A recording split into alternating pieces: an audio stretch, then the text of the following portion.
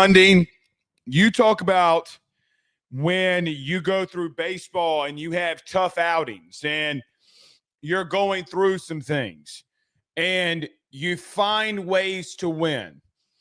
In the SEC, regardless of who it is, regardless if it's you, regardless if it's Tennessee, regardless if it's Texas or Arkansas, regardless of who it is, when you go into situations where when you are in the SEC and you lose a game one of a doubleheader and you need the performance of a lifetime to happen and somebody rises up, and listen, it's not just one person that rose up today.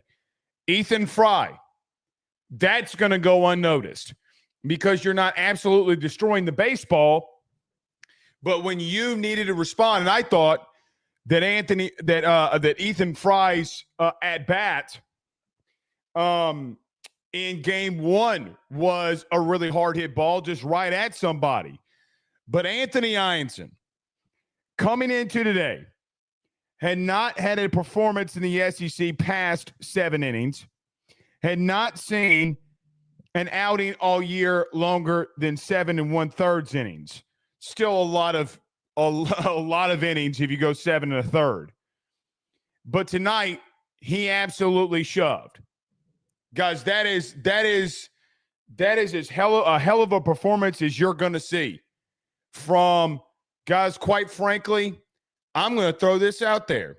A pitching staff, a starting pitching staff that over the last 3 weekends, I know Cade Anderson got touched a little bit against Alabama. I know that you've had some situations here and there where some runs have scored.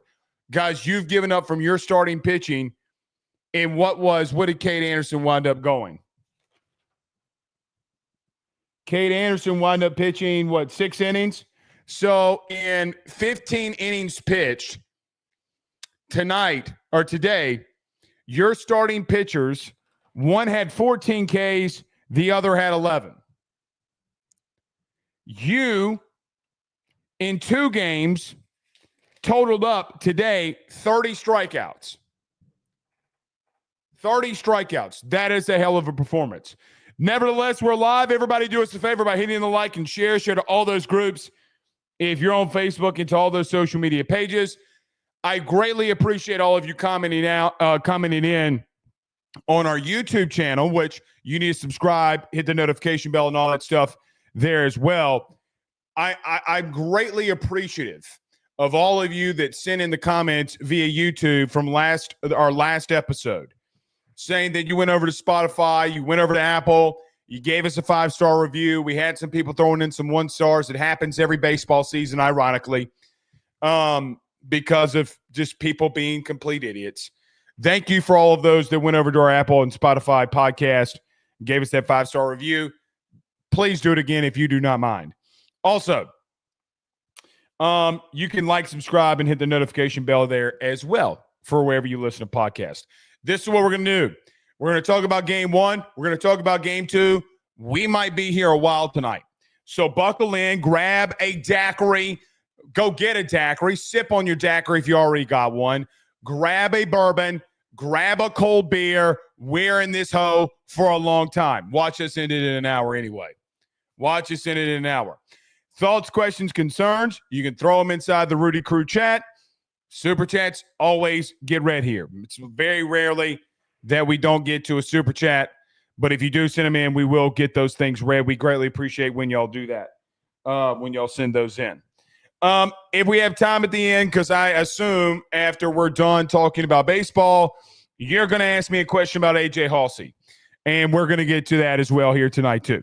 So very much a lot of content that we got to get to on this glorious Saturday of baseball. Has anyone ever said that's just too much baseball for me? 18 innings, you got to love it. You 1,000% positively have to love it. Let's talk about our good friends over at betonline.ag. Guys, use the promo code BELIEVE50. That's BELIEVE50 at checkout. If BLEAV, by the way, at checkout, you'll receive a 50% off welcome bonus on your first deposit. That's betonline.ag, where the action starts. And our good friends over at Grand Slam Heating and Air. That's Get Grand Slam air.com. Guys, if you're in the Lafayette, Greater Baton Rouge, North Shore areas, you need to get over to Grand Slam Air today. You need to get your AC cleaned. You need to get it looked at. Guys, the summer is fast approaching. Let's just call it what it is. It's May the 3rd in South Louisiana. You need to go ahead and get your AC serviced. Call our good friends over at Grand Slam Heating and Air. Just go over to getgrandslamair.com.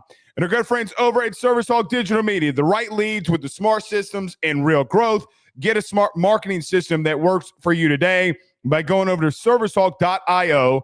That's servicehawk.io today.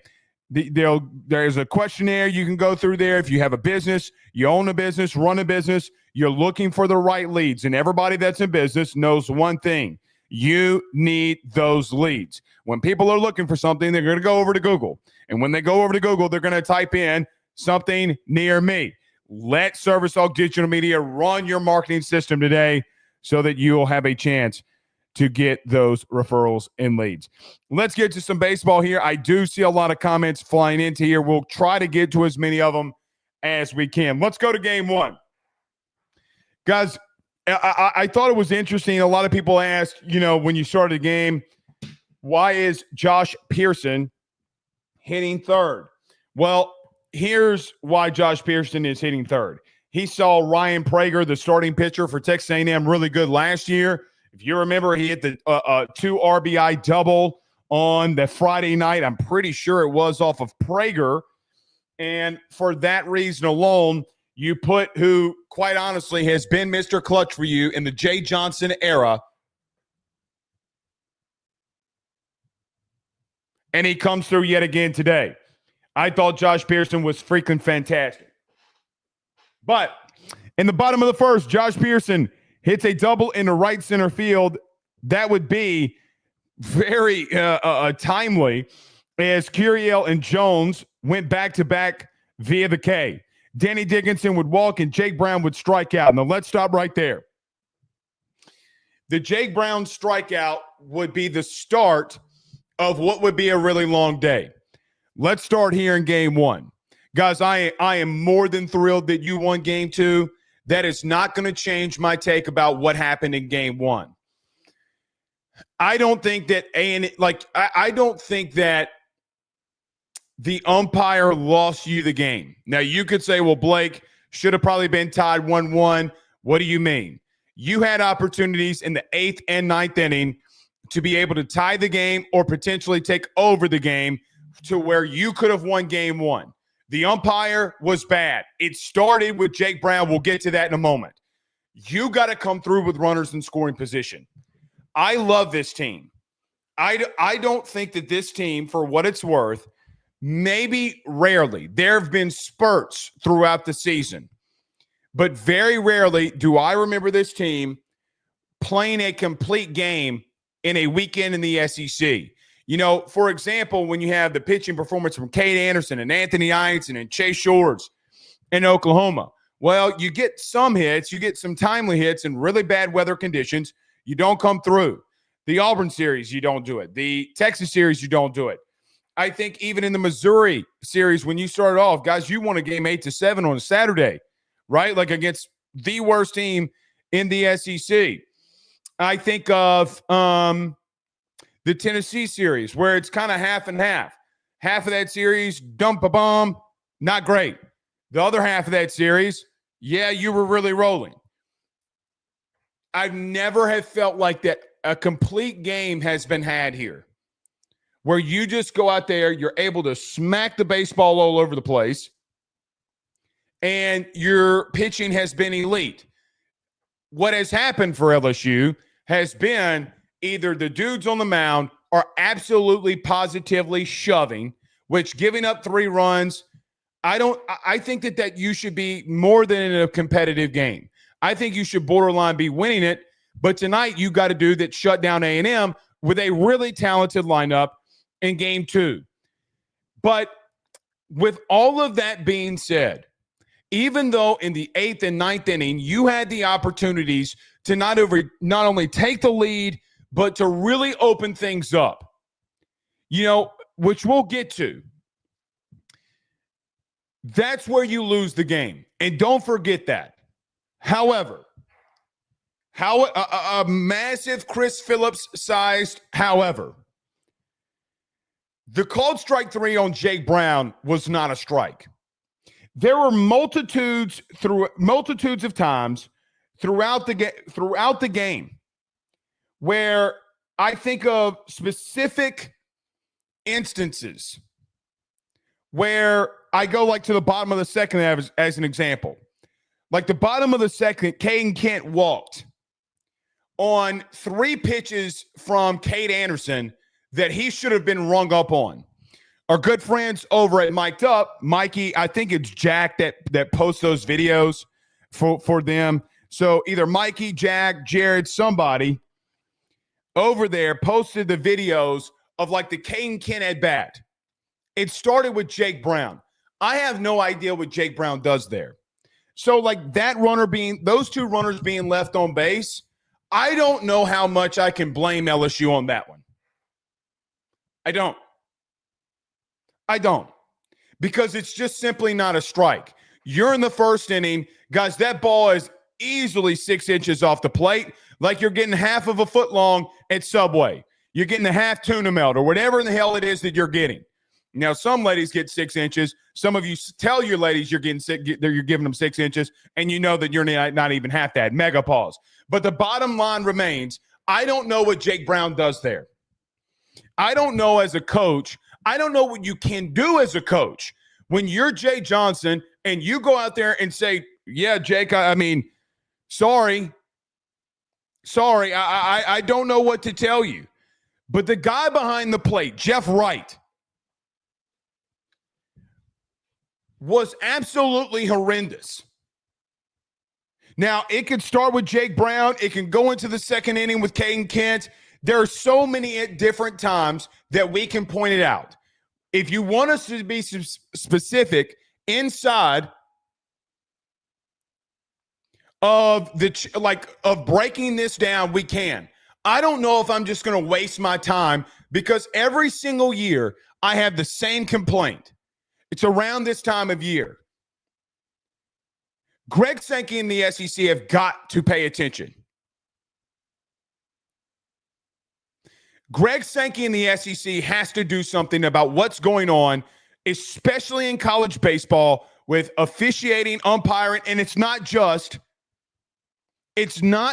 what's been going on in baseball, guys. Football's been really bad. Basketball's been really bad.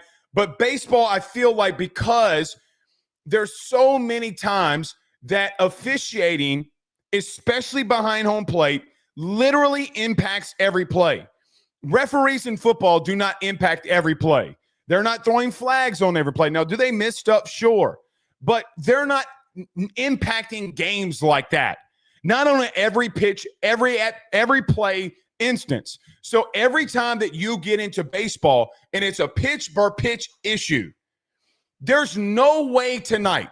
There's no way today in game one. Zero way in game one, if you're the SEC, that you can look at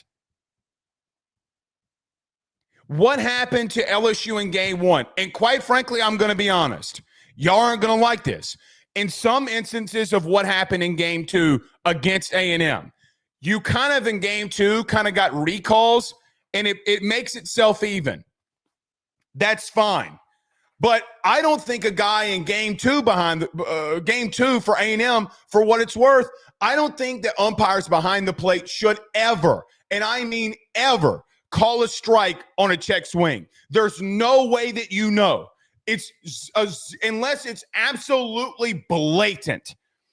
Unless it's absolutely blatant, like Bear Harrison there at the end of the game. Fine, that's blatant. Go ahead and do it. But there's no way that you can do that. You make the game about you. The umpire last weekend versus Tennessee, it's 1:15 a.m. in the morning, and Bear Jones hits a nuke that Russia is impressed by. Over the center field wall, over the batter's eye, and you got an umpire behind the plate making the game about him in one of the most critical situations that you will have in the SEC this year. There is no way that Greg Sankey and the SEC can look at what's going on around the league in baseball and in other sports. And Greg Sankey has said hundreds of times, I guarantee you that this year, Greg Sankey will walk to the podium at SEC Media Days.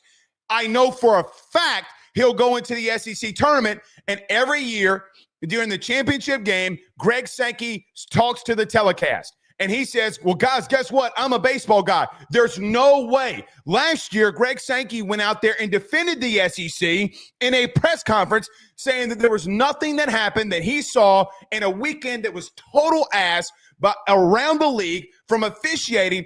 He said, I didn't see anything that went wrong. Then you are crazy. You don't want to admit defeat. You don't want to admit that y'all got something wrong.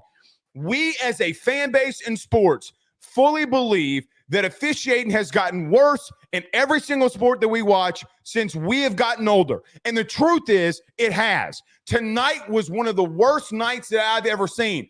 I have been screaming from the bleachers for years for the SEC to do something about it. You are a $1 billion entity. Billion. Not million, but billion. With a massive stutter, a $1 billion entity, and you run that fucking product out there? Because the SEC is going to make $1 billion this year. They're going to run that fucking product out there? You should be, as a fan of just sports, you should be pissed off. Oh, here goes Blake again. He's always pissed off about something. Guys, it affected the game. The strikeout on Jake Brown is freaking insanity. The walk on Caden Kent was pure insanity. You made Cade Anderson throw another 5 pitches. Would that affect the game? You're sure as fuck believe it should. Because it did.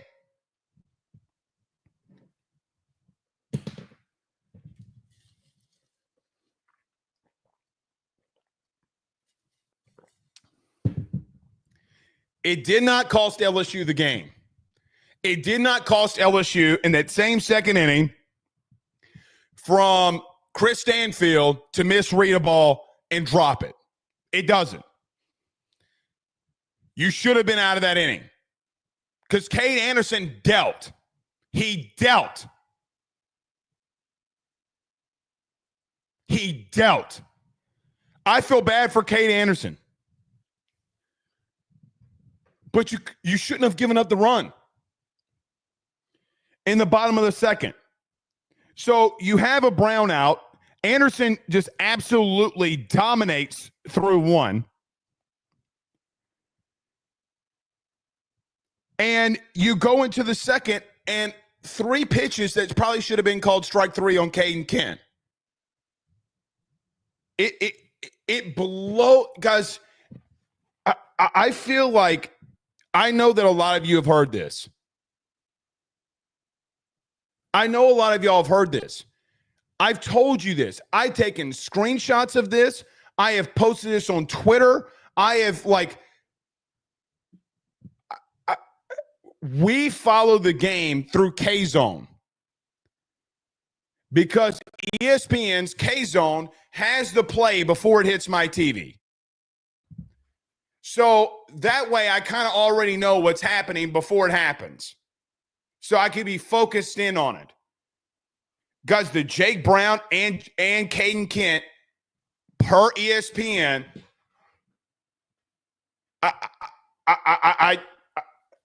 they're strikes. And Jake Brown's is a ball. Now, there will be some of you, and I know that there's going to be some of you in the chat. They're going to say, well, Blake, it's actually not that bad. Then you're a blithering idiot. There's no way that you can go. It might be a half an inch off the plate. In college baseball, those are strikes. You can't give it to one team and not give it to the other. The biggest complaint that I have, too, is that A&M in game 1 was definitely getting the calls. Where did Jeff Wright go to college? That's what I want to know. When you're that blatant for one team, I always call your loyalties into question. Because there's a reason that Jay 1,000% went out there and barked as much as he did. I saw some of you saying, man, he needs to get thrown out. No, he doesn't. No, he doesn't. You can't come back. You can't come back for game 2 if I'm not mistaken. Because didn't Tennessee or whoever, Tennessee's first base umpire or first base coach got thrown out of a game, and remember, he didn't come back for game 2. Wasn't it Tennessee's? Maybe it wasn't Tennessee's. Maybe it was Alabama's. Couldn't come back for game 2. That would be dumb for Jay to do that. But over and over and over and over and over again, I feel as if we have to have at least once to twice a year or twice a season in every single sport that we cover about how bad things have been. Greg Sankey in a $1 billion entity, a $1 billion industry, has got to figure this out. We're not asking for much. Guys, I will tell you this. As someone who does content, it is not that difficult. Guys, the camera that they used, they have a normal camera, but everything you see on the screen is what they call an overlay. In that overlay, guess what you can do? You can put somewhat of a K-zone on somebody. Major League Baseball does it all the time. And if you don't want to put the K-zone on them, at least make it more apparent. You know why ESPN and the SEC doesn't allow it? Because they know it's fucked up.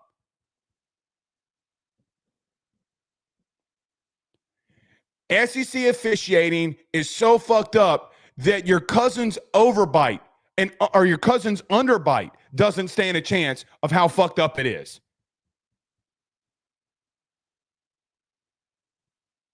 It is trash.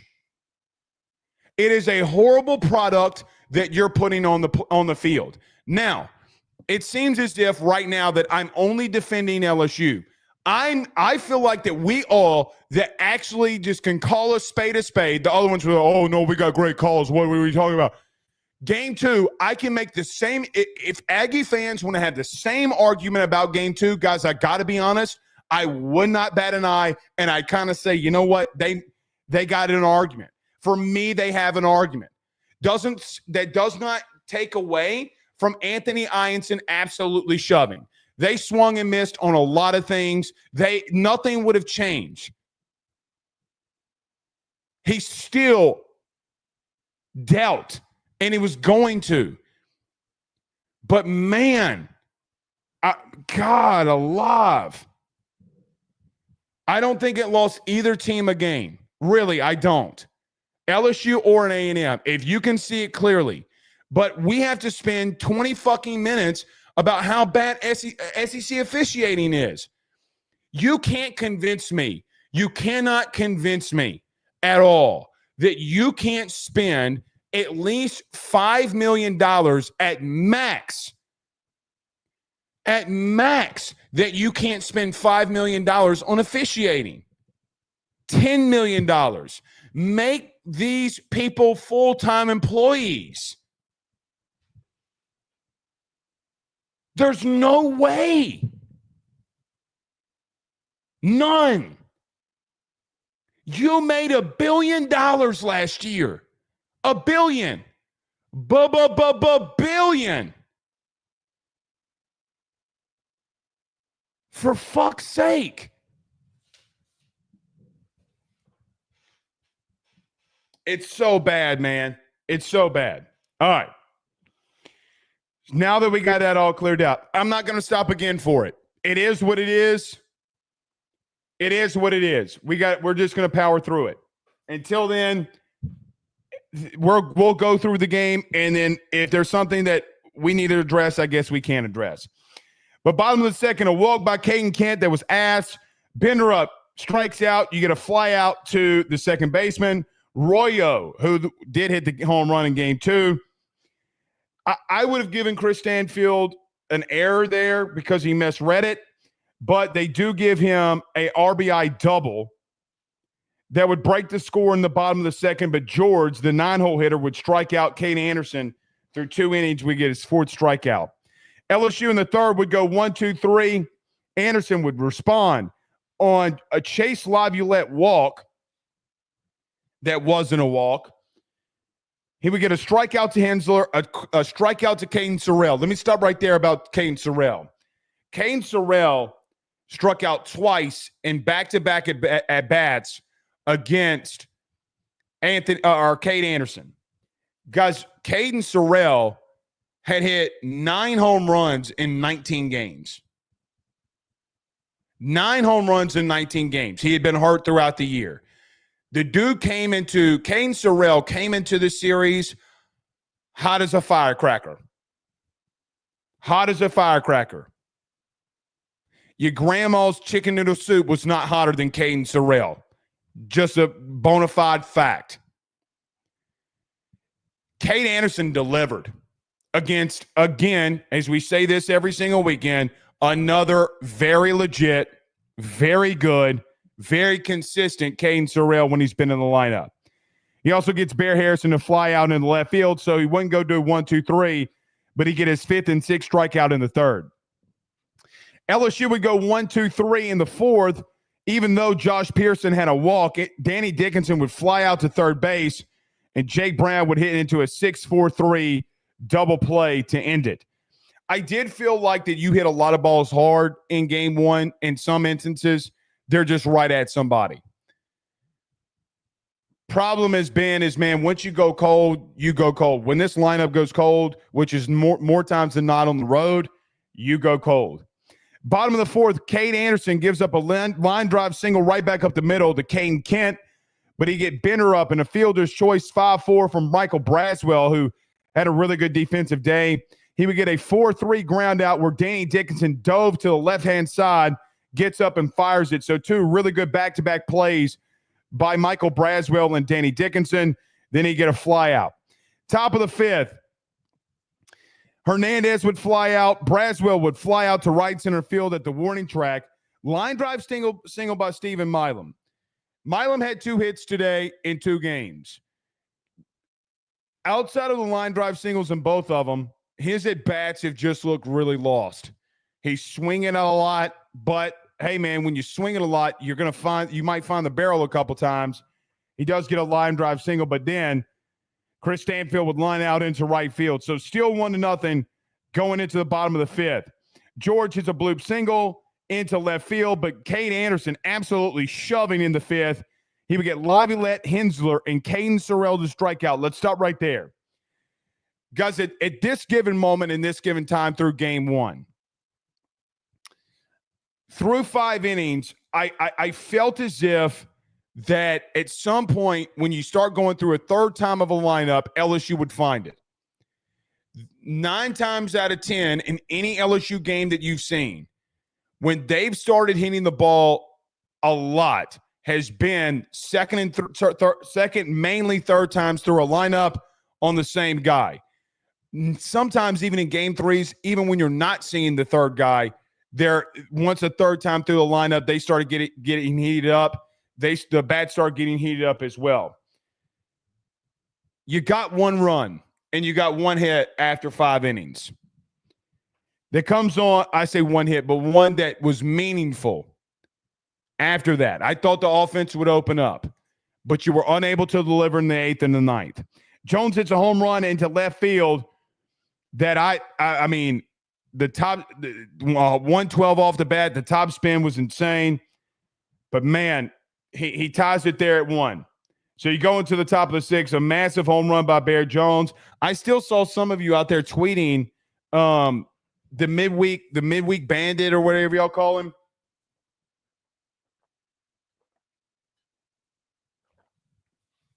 I mean, Bear Jones hits a home run in game 1. It's a line drive right back up the middle in game 1, and then hits a double in the left field. And y'all think he can only hit balls in midweek. Couldn't be me. Josh Pearson with the line drive single right back up the middle. He's 2 for 2 on the day. Danny Dickinson would fly out to the catcher. Danny, man, I know we're talking about Milam. The reason we're not talking about a little slide here for Danny Dickinson, has mainly been in the fact he's just not really striking out while he's doing it. Danny's in a little bit of a slump too. He is not – his batting average has dropped over 50 points from going into the Alabama series. I mean, Danny has not been seeing the ball well at all either. So you do play 1 in the 6. You tie the game at 1. And I thought that you would deal. Bear Harrison would walk in the bottom of the 6th to lead off the bottom of the 6th. Guys, at the bottom of the 6th, the first batter after you hit a home run from Bear Jones was the inning where you let off the inning with the time clock full count walk for Cade Anderson. I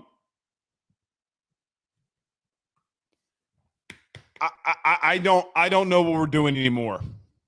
I don't understand why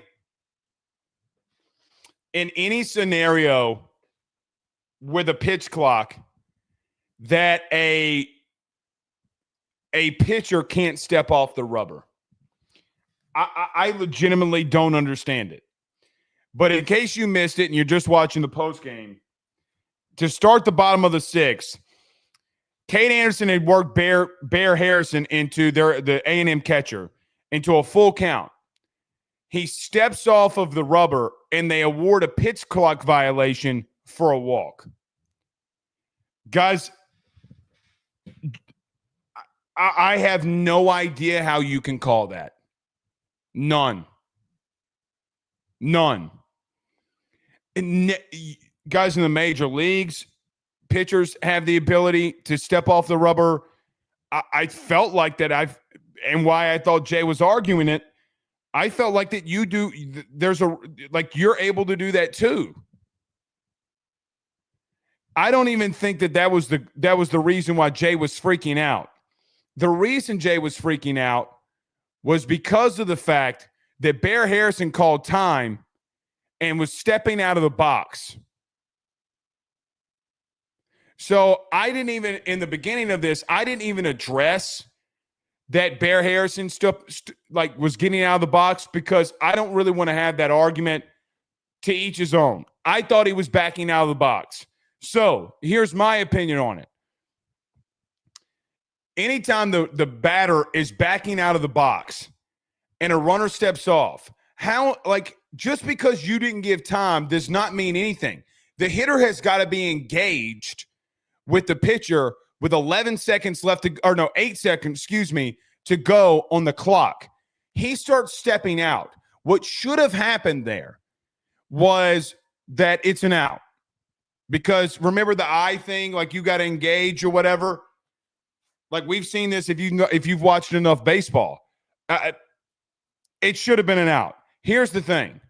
Just because Cade Anderson made it to a situation where it didn't matter doesn't mean that it didn't matter.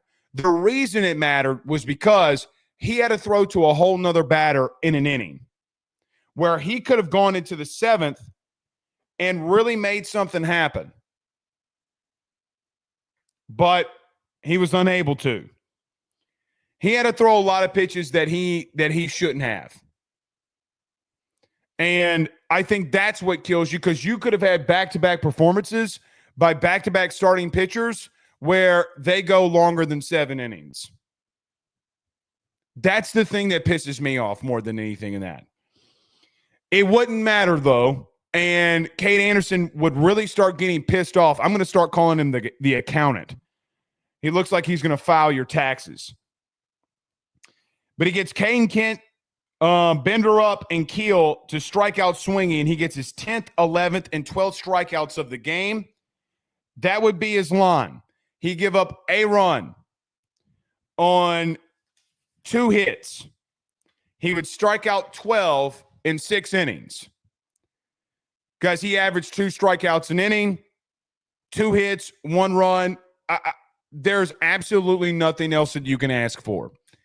Cade Anderson has been absolute nails for you. Absolute nails. When we talk about some of the best aces in the SEC, his name is not always on the top of the list because people think about Liam Doyle. They think about Witherspoon. Even Sammy Dutton, some people throw in there because of what happened and how good he's been. Cade Anderson has got to be up there. He's got to be up there.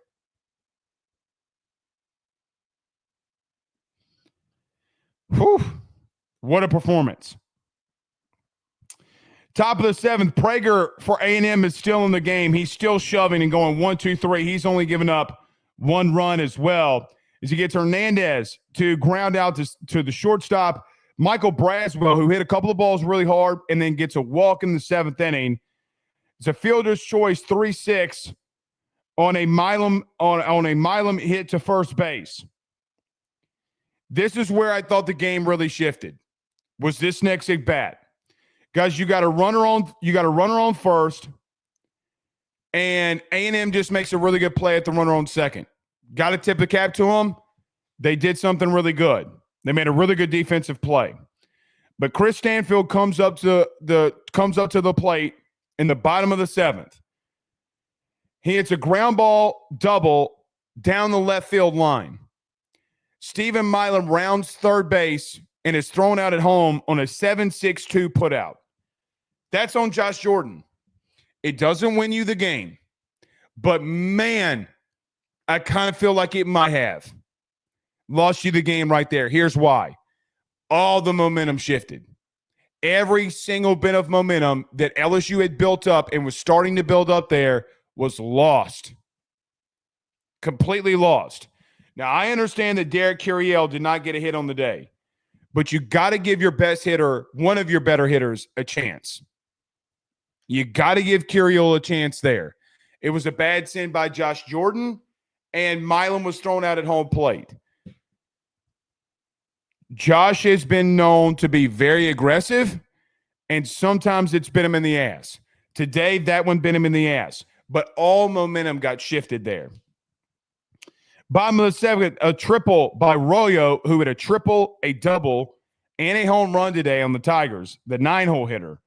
Down the right field line, Hayden Schott would pitch it with an RBI single right back up the middle.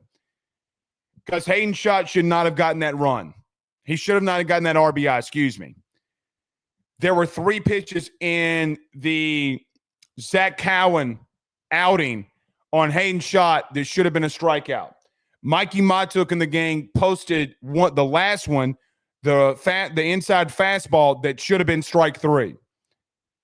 Again, I don't know if that stops the runner from getting in, but here's the problem that I have with LSU losing game 1. You have the RBI by Hayden Schott on what clearly was strike 3. On the very next pitch, he had 2 of them, did Cowan. Chase Laviolette hits a weak dribbler right back to the pitcher. The run from third is not scoring. It's not scoring. So if you get the K there, you get the little dribbler by Chase Laviolette, you got 2 outs with a leadoff triple. Then Zach Cowan gets a pop-up into center field that should have ended an inning. Now it didn't because Chris Stanfield had an error in center field.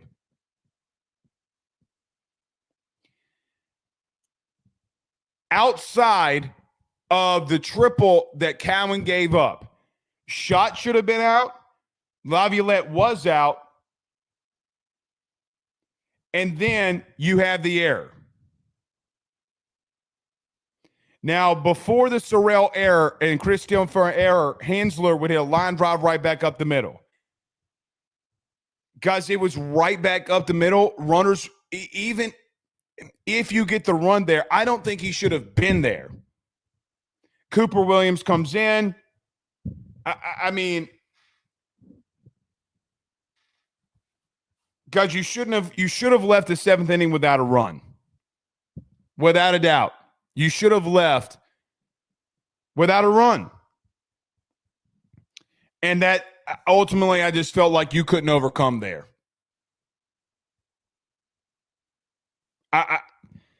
You still should have been tied. So we can blame the sticks. We can blame what happens. But even then, it should have still been tied. Maverick Rizzi does come in after Cooper Williams after the error. He gets Harrison to strike out. You get a intentional walk to Kane Kent, and he strikes out Bender up on what, again, was posted by Matuk and them on a Rizzi strikeout with the pitch in the same exact location. One was called a strike and one was called a ball. Luckily, the second one was called a strike. And Jay Johnson lost his mind on the Rizzi Bender up strikeout the pitch before because the guy behind the plate was ass. So even then, the seventh inning is where it turned for you, but you got no help. You gave up a lead-up triple. I get that. You can't have that. It is what it is. But there were multiple situations where you should have been out of that inning. Multiple situations.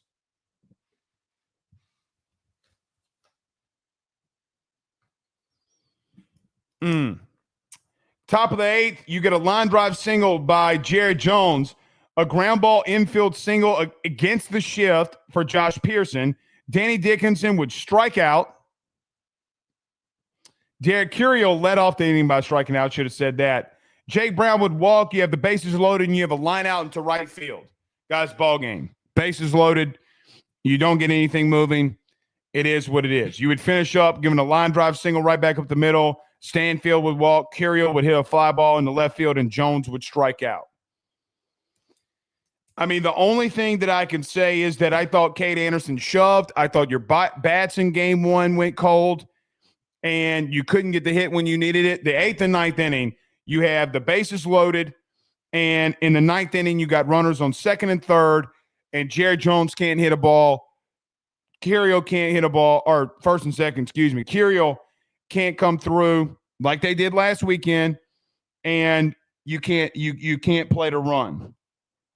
So you lose the game 3-1 in a game you probably shouldn't have lost, but in a game that definitely had its challenges.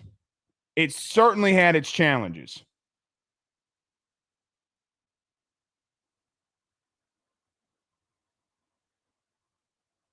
Certainly had its challenges. In reference to game one, I would just say this. I think that it was, look, sometimes shit happens. Prager was really good against the number one team who just got swept, by the way, in Texas last weekend as well. I don't think that that it should have – you should have won that game. You had to find ways to win. You have to find ways to win. But it winds up affecting you. It winds up affecting you. Very tough outing. Very tough game. Sucks. Could have won it. Should have won it. Bats go cold, and you're unable to find a way to win. All right. Let's do this. Let's get to these super chats before we get to game two, which was a absolutely brilliant performance. I'm Zeke, sends a $99 super chat. Thank you, Zeke. If you had a question, we'll send something else in and we'll get to it. But thank you for the dollar super chat. Rick Loetti sends a $5 super chat. Says all we ask is for a consistent strike zone. Yeah, I mean, I understand that you're not going to have consistency because like game to game. You're not, because people are different, whatever. I just want consistency inside the game, like Rick said. We're not getting that. You had to overcome two massive things. You had to come off. You had to get over a really good opponent, which they're still a really good opponent. They got a lot of talent. And you had to overcome the umpiring. The guy is inconsistent as a roller coaster in the heat of summer. I mean, he's like a circus, man. Boop, boop, boop, boop, boop, boop, boop. I mean, you never knew what you were going to get. I felt like in every pitch in game one, it was like pulling a rabbit out of its hat. You know, I saw Max Scherzer today, when the guy making fun of the umpire behind the plate, acting like he was slipping a coin to see what was a ball and a strike. I felt that same way today. I never knew. I never knew. I thought sometimes it affected Cade Anderson because there were some pitches he had to put right over the heart of the plate and make a hell of a pitch and just to get out of the innings. It's insane. Purely insane. And think about this. Your boy still went 6 innings with that ass hat behind the plate. He still went 6 innings and got 12 strikeouts. That's how elite he was today. And you can make the argument on a run that should have never happened. The Caden Kent walk should have never happened. He should have won 6 shutout innings and had 12 strikeouts. Elite. Utterly elite. The run for me for Cade Anderson today is not earned. There's no way. Now, on the stat sheet, it's going to say he gave up an earned run. There's no way you can do that to him. None. That should not have been a walk. So, anyway, $5 super chat for Ricky Bertrand says the SEC has some of the worst umpires. Anthony Einstein is a beast on the mound. Number one sentence to what you said, they are horrible. They are trash.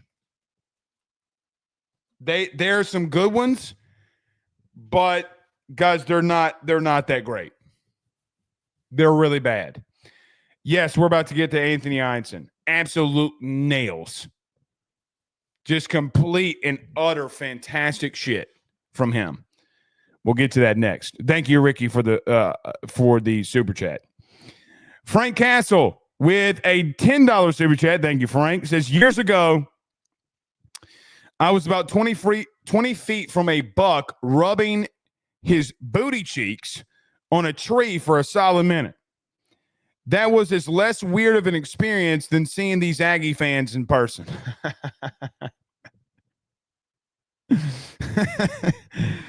On the mighty angel sing, glory, glory to the new king. I don't know what they're singing. It is so weird. It is so, they are so strange. The whole thing is so strange to me. But thank you, Frank, for the super chat. Yes, I agree. It is a weird situation. I mean, just the whole day was weird. Like the fan situation was weird. The bubbles are weird. By the way, it didn't even bring this up. Guys, the dudes calling the game today, oh my God. I felt like that I was listening to what melatonin would sound like if it had a voice. See, like they were complaining of the strike zone in game 2. Now, I know other fan bases, bitch about Lynn Rollins. They think he's too LSU prone, which everybody does that. It was horrible. It was that was horrible. The guy, whoever the guy was, the Boomer, I think his name was, 2016 Player of the Year in the SEC, apparently, per them. Man, he was bad. He said in game 2 that, yeah, Derek Curiel's a guy that you have in your lineup every day. Like, no shit. Where's he going? Like, sometimes people be just saying shit to say shit. Like, where's he going? Now, I understand that, and I make a lot of mistakes. Like, a lot of mistakes. And sometimes you misspeak on things. It's one thing to misspeak, right? Like, it's one thing to misspeak on something because, guys, it just happens. We're all human. This guy's saying, yeah, Derek Curiel's going to, man, he's an every day in the lineup kind of guy. No shit. Yeah, no shit. And then talking about how, yeah, I don't remember what series was, but I think he did something good here. Come on, man. Don't tell the fan base that you know that you're not watching. Because clearly you're not watching. Clearly you're not watching.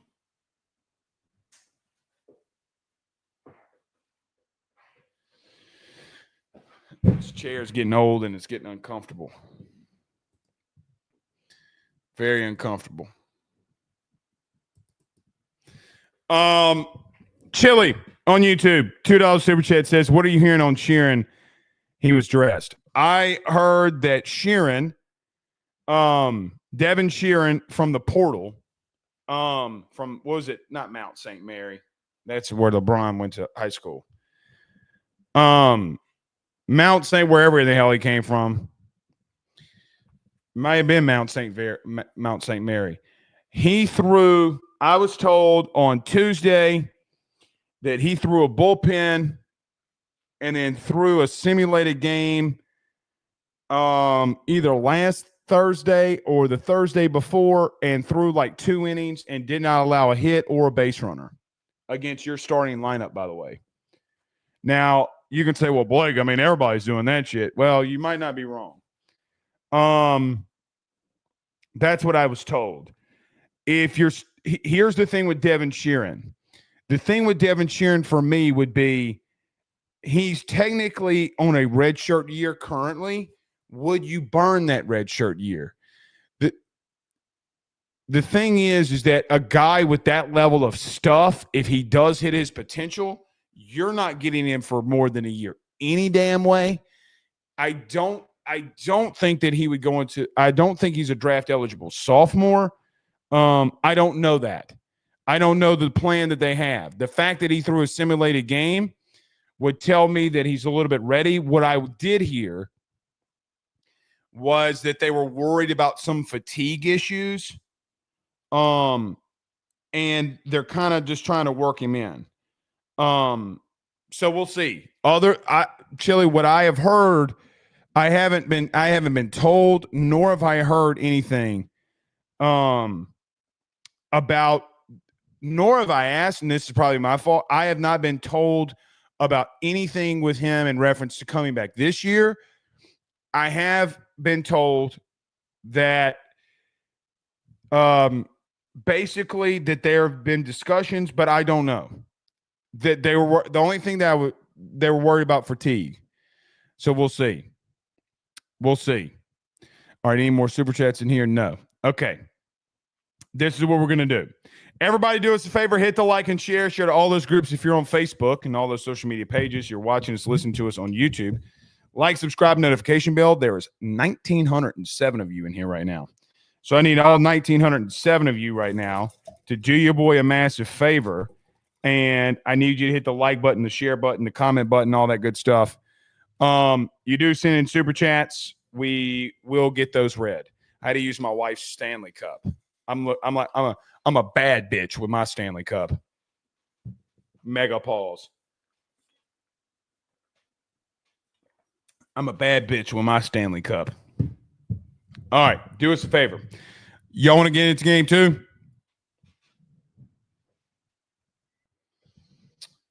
Y'all want to get into game 2? Let's get into it. All right. Game 2. Jay Johnson really shifts up the lineup. Derek Curiel moved to center field. Ethan Fry played right field, started in right field. I don't remember Ethan Fry playing right field other than a couple of innings this year, but gets a start in right field. He hit second. Curiel batted third and was in center field. John Pearson got his first start in his illustrious career. Tonight, I get what Jay was trying to do. He was trying to get as many right-handed bats in the lineup. Lampkin, the starting pitcher for A&M, has a really bad – I say a really bad. He dominates lefties. He really can get rocked in moments and times against righties. I understand Jay's thought process. Problem is some of it didn't work out. Some of it did. But let's get into it. Game 2. So top of the first, Jared Jones leads off. It's a fly ball into center or left field that's caught. You have a line drive single right back or right into left field. And that is a single for Ethan Fry. Derek Curiel strikes out, so 2 outs. With Danny Dickinson coming to the plate, you get a walk, and then John Pearson on a 3-2 count strikes out to end top of the first. Runners were on first and second. Massive spot in the SEC for a true freshman that's never started a game. It's a big spot for him, man. I don't care that. I do care that John Pearson struck out. I do wish that John Pearson would have gotten a start sooner than the game 2 of Texas A&M. There were early parts of the season that I was begging for John Pearson to start a game so it wouldn't be his first start and the butterflies wouldn't be everywhere. But you could tell the kid was not seeing it. The shadows did not help him either. Anthony Ianson. Let's get to Anthony Ianson. Boy, was he absolutely fantastic today. In the bottom of the first, bottom of the second, and bottom of the third, Anthony Ianson would go 1, 2, 3 in all 3 innings. 9 Aggies would come up. 9 Aggies would go down. Laviolette would strike out. Hensler would fly out to Cade Aaron Beatty. Caden Sorrell would strike out.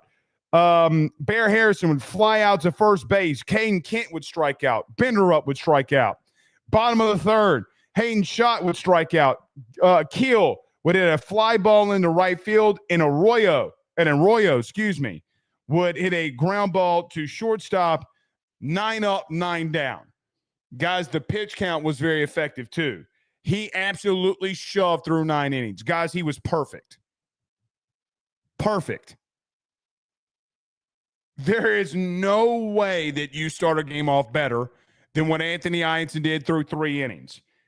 In between Anthony Ianson's complete dominance, you didn't do anything either. You had 2 strikeouts in the first. You had 2 strikeouts in the second with Stanfield and Milam. And in the third, Aaron Beatty struck out. Jones flied out into left field again. You did have a line drive single right back up the middle. And Derek Curiel hit a weak ground ball to second base. So even though Anthony Ianson in a pitcher's duel is absolutely, positively, 1,000% shoving,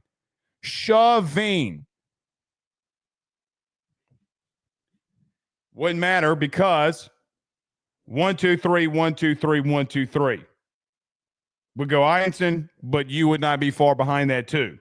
So you got an outright pitcher's duel through 3 innings. Absolutely fantastic stuff by Anthony Ianson and Lampkin as well. Top of the 4th, Dickinson flies out into center field. John Pearson hits a ground ball right in front of the catcher. 2-3 put out on John Pearson, and Braswell hits a ball into right field a foot away from the warning track. That was a couple times. He did that in game 1 too for Brazzy. He's been seeing it well. Good for him. Bottom of the second, you had an error that would break up the perfect game in the 4th. For Anthony Ianson, Danny Dickinson, I think that might have been his first error of the season.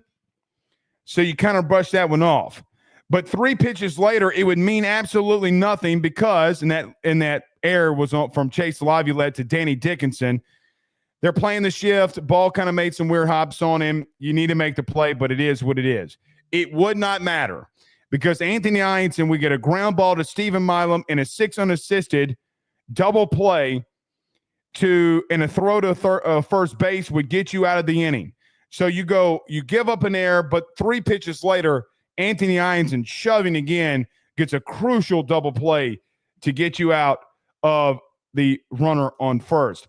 Caden Sorrell would fly out into center field, and through 4 innings, 12 Aggies came to the plate, and 12 Aggies went to go get a big old. Nah, man, I'm not even gonna trash him. But they would get set down. How about that? In the 5th inning, Anthony Ianson would give up his first hit, a line drive single into left field from Bear Harrison. He'd get a fly out, a walk, and then he'd get back-to-back strikeouts on Hayden Schott and Gavin Keel on check swings. Beautiful. What are we talking about? He got runners on first and second. He got one Aggie got on second base today. It was the 5th inning. The 5th inning. Talk about shoving. Just absolutely dealing through that point. The 6th inning is when you got your run. You started getting some runs here. Jared Jones leading off gets a double line drive into left field. So he flew out to left field twice, and then he finally turned on one and barreled one up and got one into left field. Guys, when you have an elite performance like you got today from Anthony Ianson, and you play and you have as many swings as these guys are having throughout the day, at some point, things will land. I still don't think in game 2 that LSU did enough at the plate. But when Lampkin came into the 6th inning and you go through the lineup the 3rd time, again, a tale as old as time with baseball, the 3rd time through the inning or through the lineup for Lampkin, and you give up a double in the left. He gives up a double in the left field and gives up a double line drive into right field that was scorched by Ethan Fry, who was 3 for 3 at that point to break the game open from a scoreless streak at 1. Perfect. Just how Jay drew it up. So remember in the beginning of talking about game 2, we talked about that the lineup looked a little goofy. Well, the goofiness worked. The shit worked from Jay. It absolutely worked. Good on him. Jay's made a lot of really great decisions. This one paid off with putting Jones and Fry there, leading off and hitting second. But Curiel would have a sac bunt to third base that would get runners would get Fry to third base. I saw a comment and a question posted on Twitter. Why would you bunt Derek Curiel there? Well, because at that given point, Derek Curiel was 0 for 6 on the day, total part of the day. He laid the bunt down perfectly. You played some small ball. I don't hate it. Sometimes the day's just not your day. But a bunt to down the left or down the third base line, you get it down, you get a 5-3 put out, and you get a runner on third. Runs were crucial. Runs were absolutely crucial, and you got to take every one of them. You couldn't get runs in game 1. You got to do everything you can to get a crooked number. I don't mind Derek Curiel laying down the bunt there. I know a lot of you want him to swing it away. Guys, he did not have a hit in 2 games. He didn't get on base in 2 games. So, for what it's worth, it's a bad day of baseball for you. It happens. You move on. He had 43 straight games where he got on base. I don't mind the sac bunt there, but it does advance Ethan Fry to third base. New pitcher would come in, Johnson. He would walk Danny Dickinson, and then they would go to McCoy for Josh Pearson, who would pitch hit for his brother John. They made a pitching change in a count that was 2-0. This kid McCoy, outside of the Pearson bunt RBI, I mean, quite frankly, gave up nothing else after that. Josh Pearson is Mr. Clutch. Let's stop right here.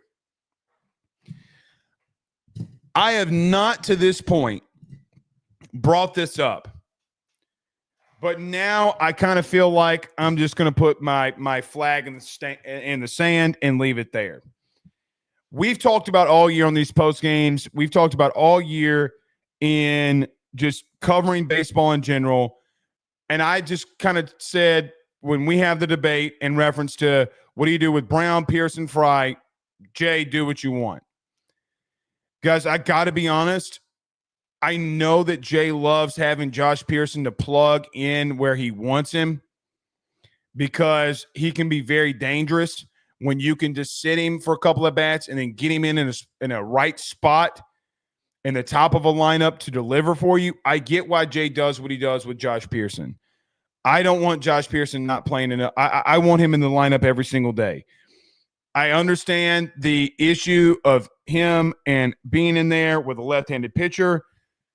I just think that Josh Pearson's got to be in your lineup. Guys, he just keeps coming up clutch. He had a bunt that went for a single,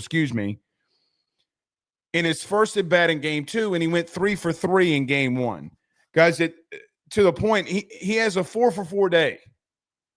That is rare in and of itself in any game, much less in a double header, where all you're doing all day is playing baseball. I know the average doesn't tell the whole truth, but you guys know, I know the outright truth is Josh Pearson is Mr. Clutch. It doesn't matter what happens. It doesn't matter the batting average. None of that shit matters. I feel like every time something great happens, Josh Pearson gets involved, or he leads off with a walk, or he steals a base, or he makes a really good play in the field, or he makes a really good relay like he did 4 SEC series ago where he throws a guy out at second base.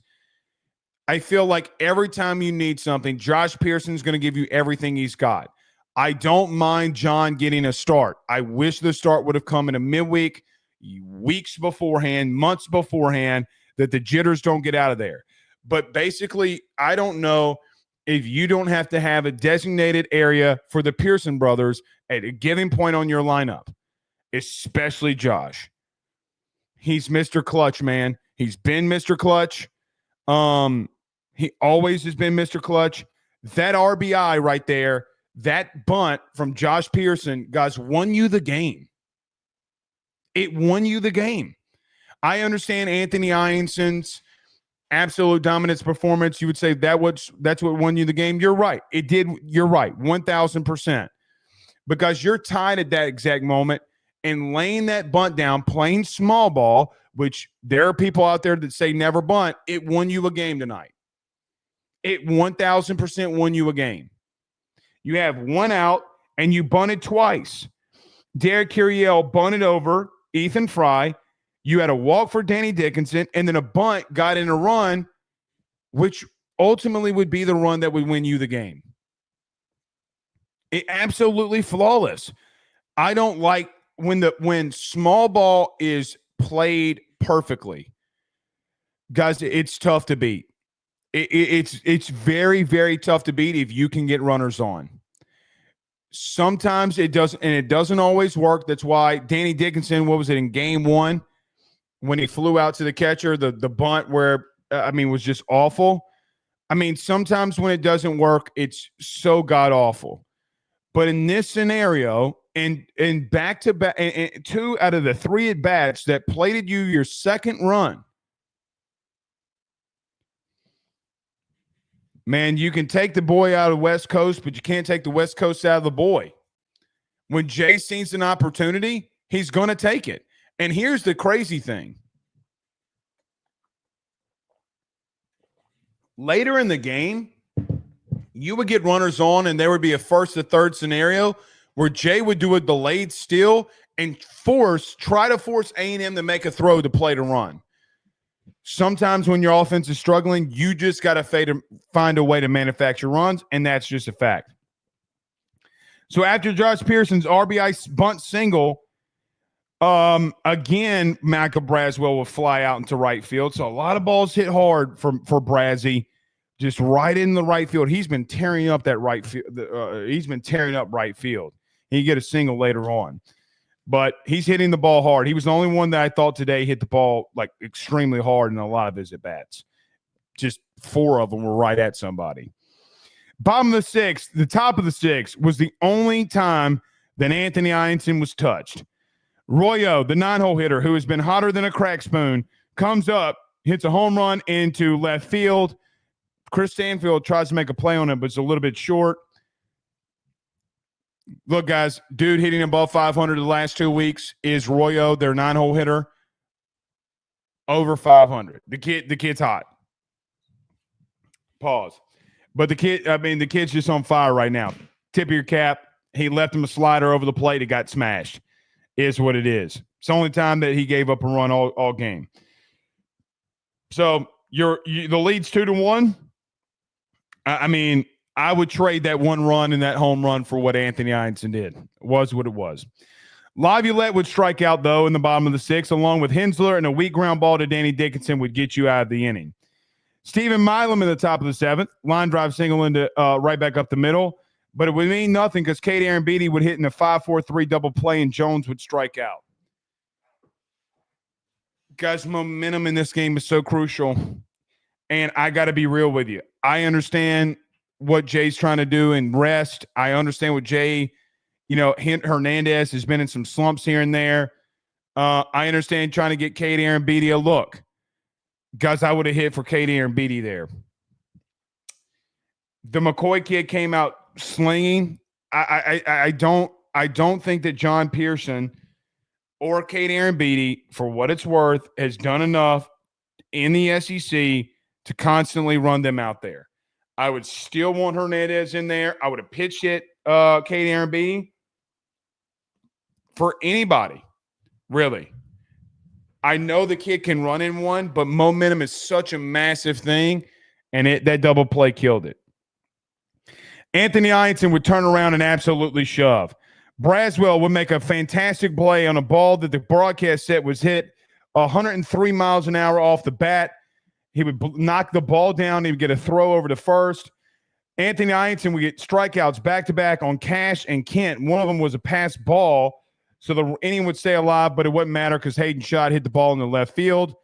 McCoy would get you going 1-2-3 with Fry, Curiel, and Dickinson, but Anthony Ianson responds in 8 pitches, a half an inning that lasted 3 minutes. See, ladies, 3 minutes and a finish can be a good experience. Keel hits one right back to him. Ground ball over to first base. And a ground ball to second base will get you 1-2-3 in a 3-minute half inning. Ladies that are watching this, I'm sorry to tell you this.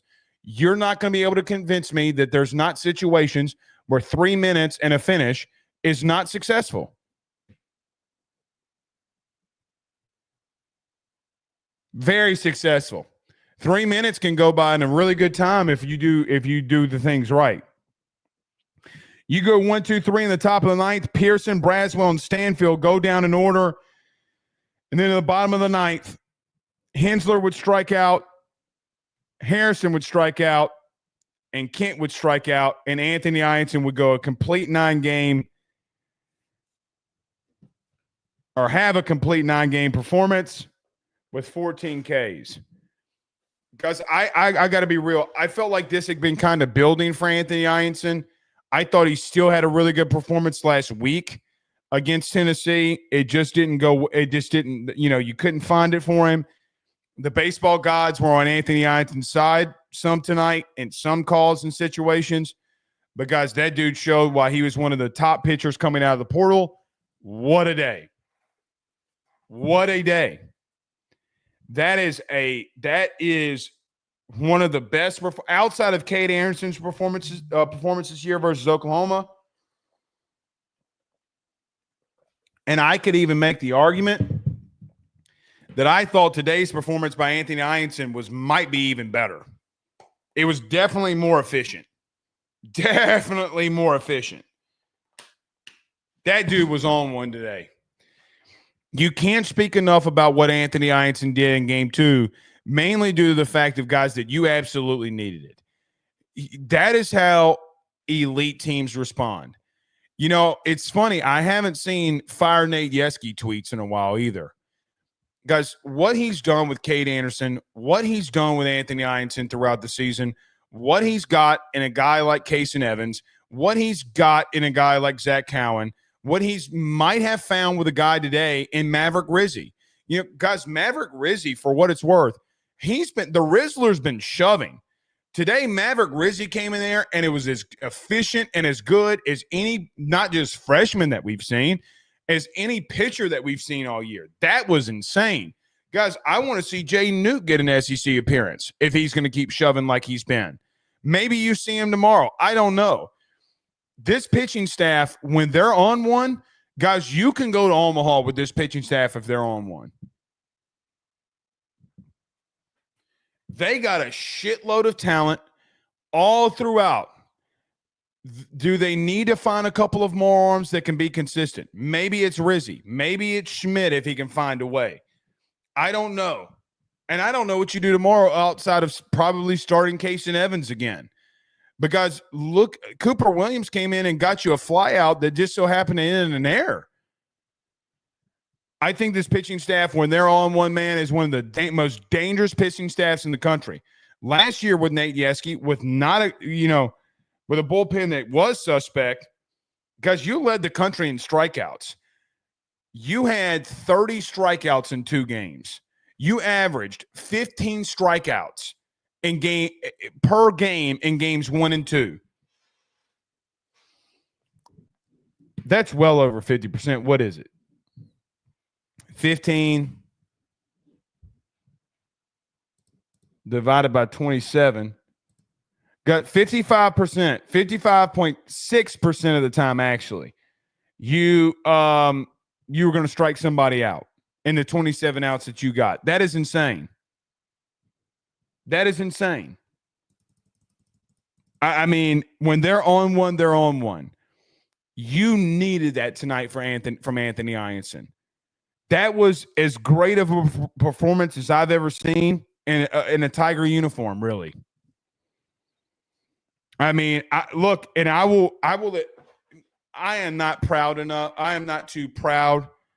I didn't know if Anthony Ianson did at points throughout the season might not have needed to be taken out of the lineup, out of the rotation, I should mean. But guys, ever since that Oklahoma performance, he has not been bad. He's been really freaking good, actually.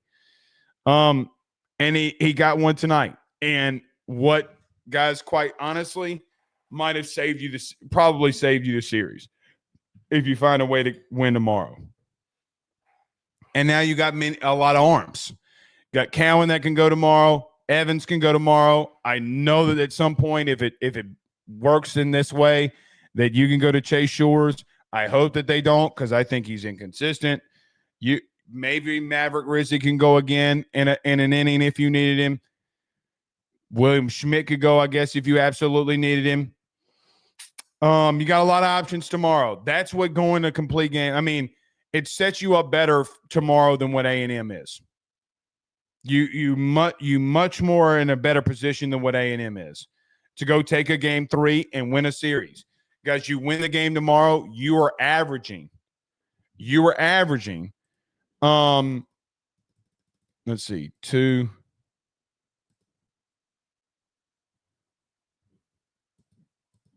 You are on pace at the current moment. If you win tomorrow, you're on pace for having 20 SEC wins. 20 SEC wins. Because that number one solidifies you in winning or hosting in Baton Rouge. Because you would be a top 8 seed with that. You don't have to go in the tournament worrying about anything. And that would put you somewhat in the driver's seat if Texas continues to fall, which they got swept this weekend, and they're battling serious injuries. What if they have a slide here at the end of the season? If they do, next weekend, if you can find a way to win game 3, you're squared up with Arkansas, who just came out of a weekend sweeping Texas. It's a showdown in Baton Rouge. Got to find a way to win game 3, though. Got to find a way.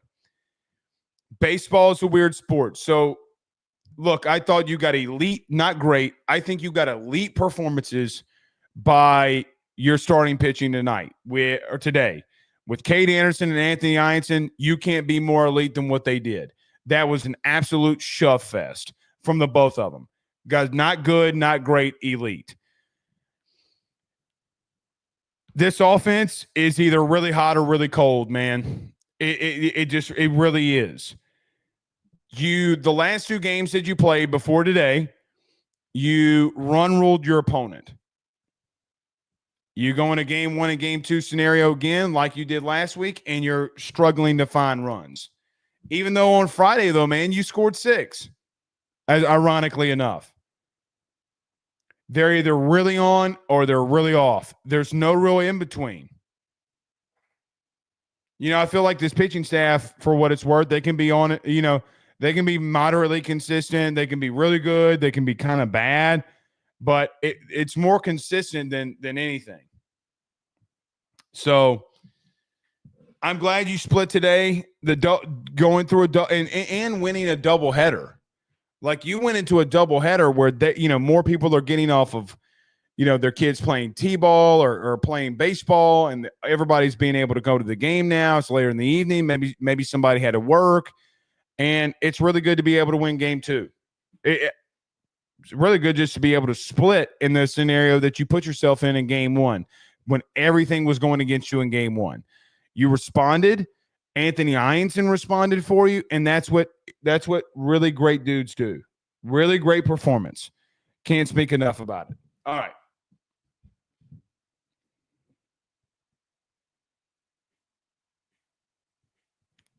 Brandon Reese says, even with perfect pitching tomorrow, we still need to start out scoring runs. Oh, I don't doubt that. I don't doubt that. I mean, I don't disagree with that. LSU Tiger on YouTube says top 3 pitchers tomorrow, slugfest, lots of runs. Question marks on these. My top 3 pitchers for tomorrow would be Casey Evans, Zach Cowan, and I would go back with either Rizzy if I needed him, and if he could give me an inning, or I would go, just depending on with the situation, I would not go to Chase Shores tomorrow unless you got a 3-run cushion. I wouldn't. Fred says that 3 minutes is plenty of time, leaves 2 minutes to cuddle. Ain't that the truth? You know, your boy don't get touched in a while. You know, you the buildup is a mother. Testosterone built up too. Sometimes you just got to let that thing loose.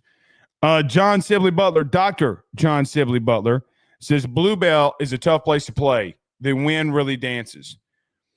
Maybe wind.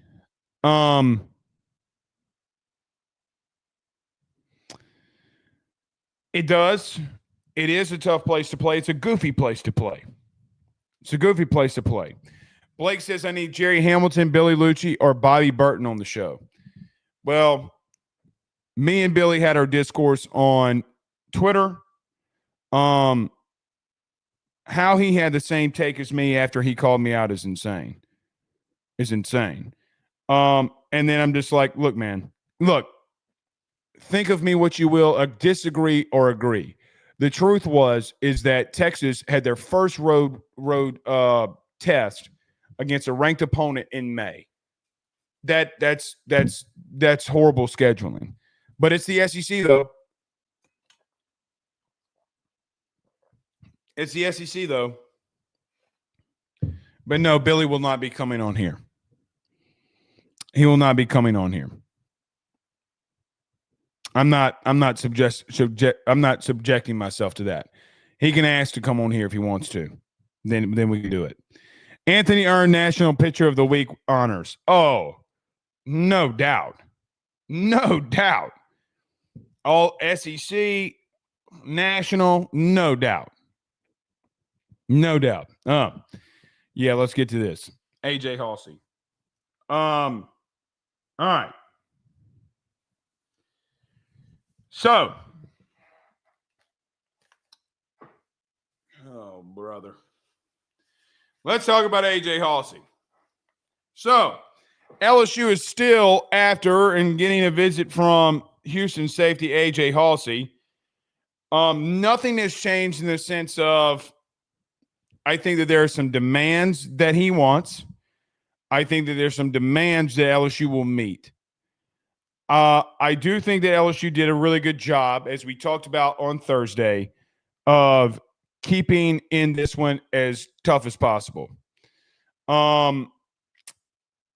Here's where things stand at the current moment. LSU feels really good, more than good, about where they sit. Here's what I'm going to tell you about A.J. Halsey.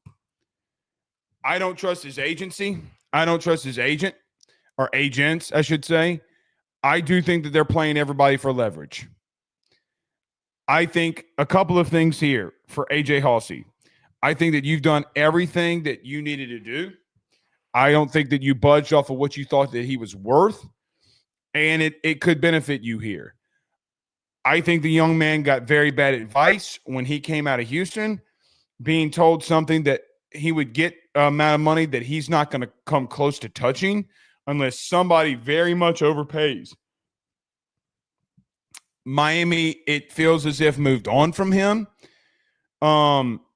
Since they got the commitment from the Tennessee safety, I don't trust his agents nor his agency to have not been making phone calls to see if anybody else will get in the sweepstakes for him and try to make him more money. What these agents have done, and listen, I don't know the 3 guys that represent him. I don't want to know the 3 guys that represent him. I think that this has been a joke, if I'm being honest. I think that, quite honestly, they should have been called out for some, because, quite frankly, I mean, they're telling a kid, they told a kid something that just is not going to happen. The ironic nature is that the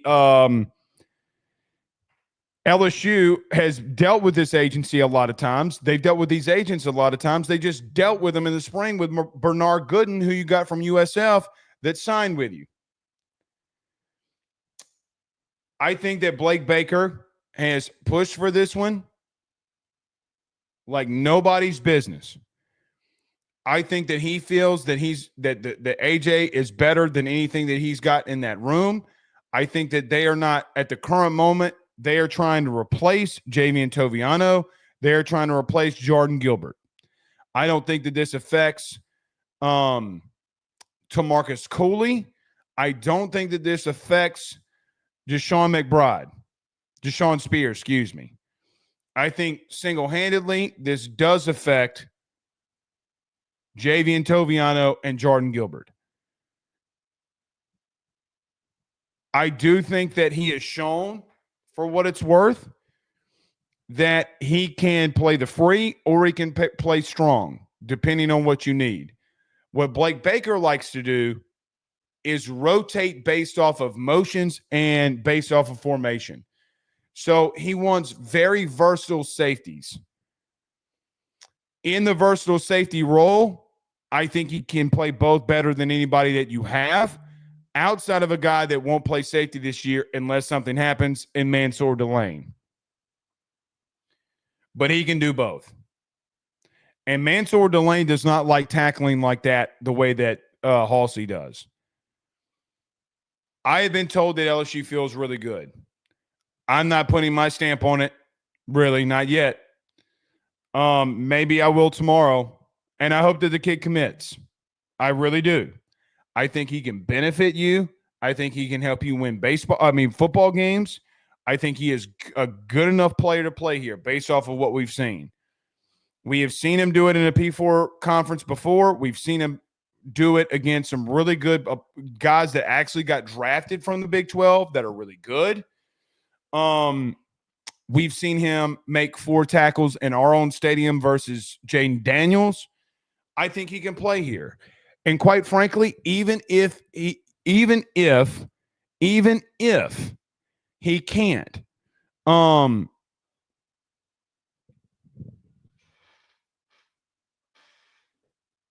or even if he couldn't, you got to take a chance.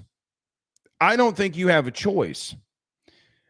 I don't think that the money is a factor. I think that you need to go up maybe a little bit more to end this thing, and let's everybody call it a day.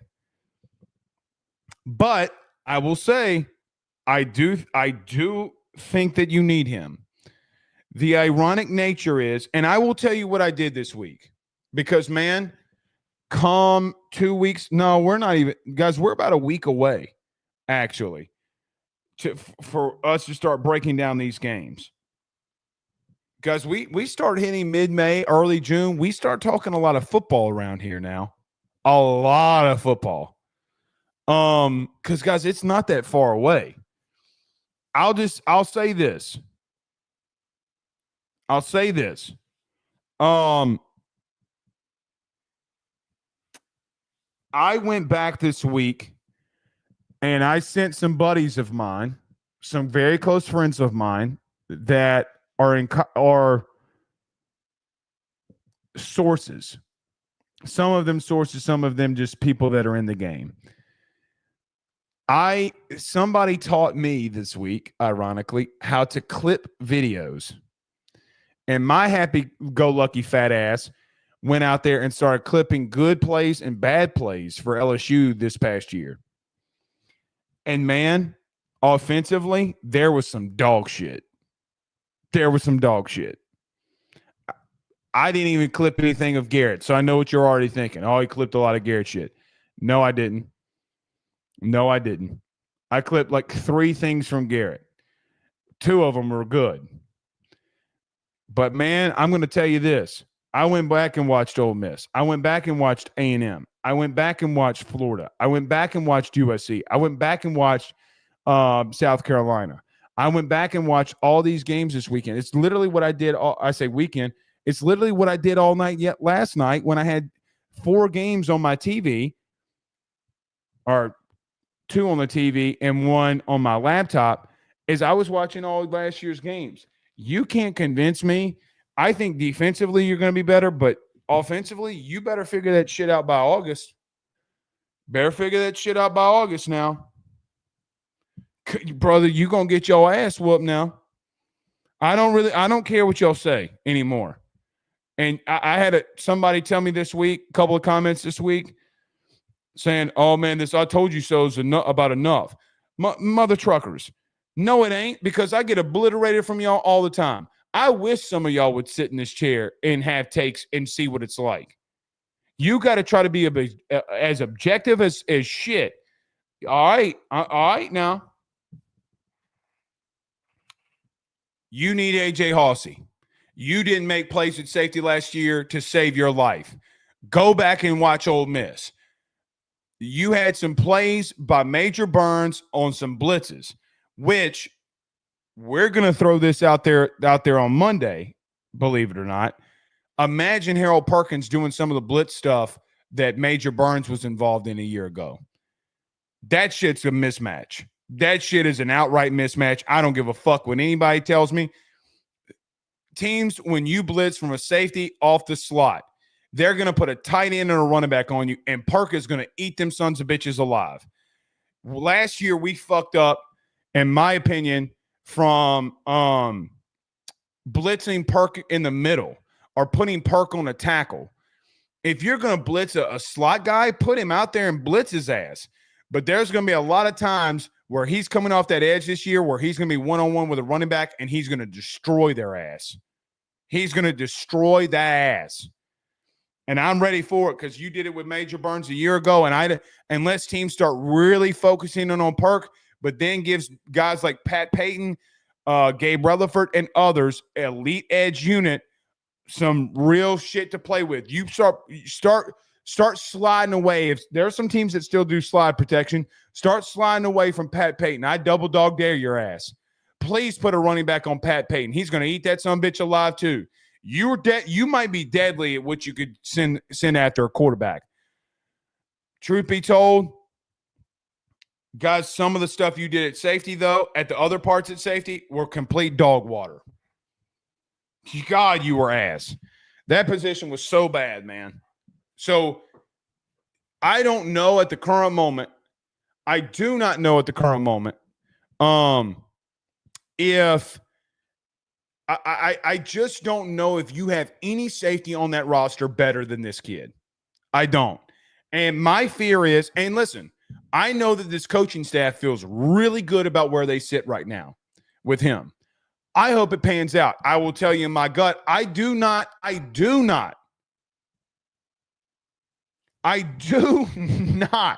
trust his agents. I don't. I think that they gave the kid bad advice. I would go up a little bit more on money and wipe my hands of it and call that shit a day. Let's go get the kid, because none of this shit is going to matter when it comes late October, early November, and you got to make a fucking tackle on the road at Oxford. You got to make a tackle on the road at Bama. When you got to make a tackle against Lenore Sellers early in the season. It's not going to matter when Cade Klubnik breaks the pocket and you need a safety to run his ass down, his happy-go-lucky ass. It's not going to matter. The 500, the 50,000, the 100,000 more that you would have to go up to meet to somewhat relatively of what they want, it's just not going to matter. It's not. Because I promise you this, Javian Toviano and Jordan Gilbert have not shown me against any team at all ever what this kid has done against other opponents, especially you. Not once. Not once. So, they feel good about him. I will tell you this. I'm kind of staying idle because I do not trust his agency. I don't. Miss me with this agency firm that he's represented by. They may run a clean shop. They might be good guys. I'm not saying that they're not, but there comes a level of trust when it comes to agents. Guys, you can ask anybody. Our good friend Tyler Alexander over at LPT Realty was with me this weekend. Okay? He can attest to this. Guys, I'm driving to the game. And I get a phone call. It's from an agent about he's trying to gossip. And I'm like, he's telling me stuff not all LSU related, but he's in the truck with me. And I'm like, listen, man, you're about to hear some crazy ass shit.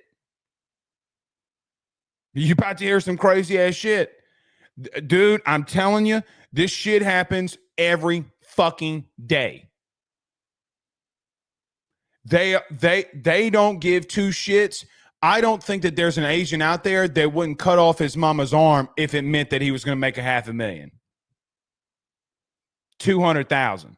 I don't think it'd matter. I think they cut their mama's arm clean off with a machete. A rusty machete at that. So, we'll see. All right, a couple more. We'll get out of here.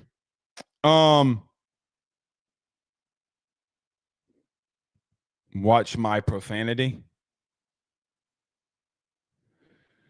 I don't know if that's trolling or what, but this isn't the show for you then. I'm sorry. Brandon Reese says, Blake, if you had to choose one player on this team to have a breakout season this year, who would you choose? The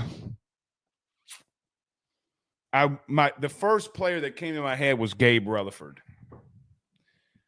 I really hope it's Deshaun Spears, because if you get some good safety play, I think that you might be a little deadly.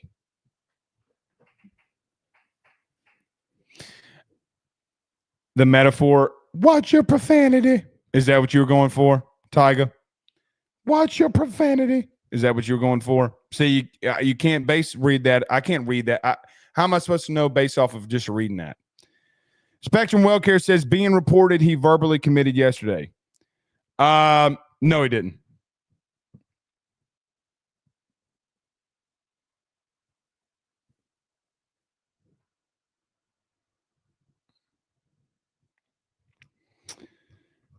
Well, let me back up. I think the report is half true. I don't know anybody committed that's still making phone calls to other teams. I'll leave it there.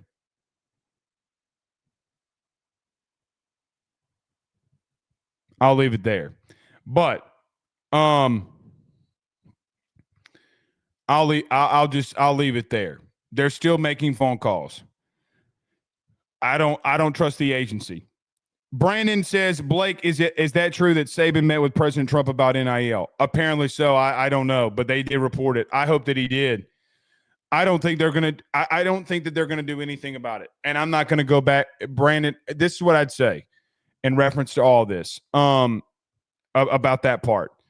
I hope that they do. I hope that they are able to figure out a solution. I really do. But man, if the federal court system, I mean, what is Trump going to do? Like, what executive order? My question would be: is what executive order would he sign to make NIL change? Because he can't do that. Because this is Title IX. He can't override Title IX. I don't know what he'd do. I don't know. I hope that he can.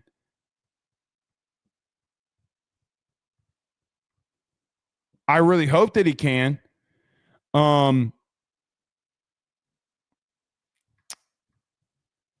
But yeah.